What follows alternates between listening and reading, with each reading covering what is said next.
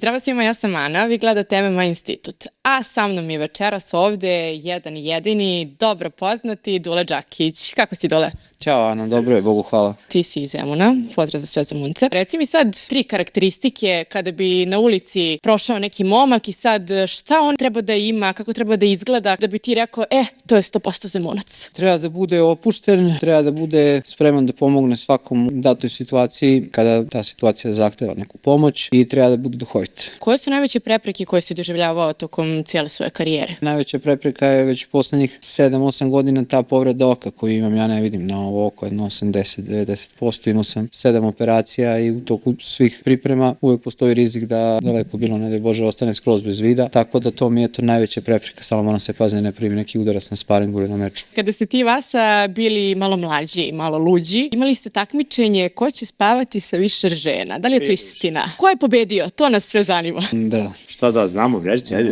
Pa naravno, ja ću odgovorim, nije sigurno Vasa pobedio, već je pobedio Đakić. Nije mogo da pobedi, već ovaj Zemunac pobedio. Ne bi da odgovoram. Ne ovako. Gagi je odgovorio.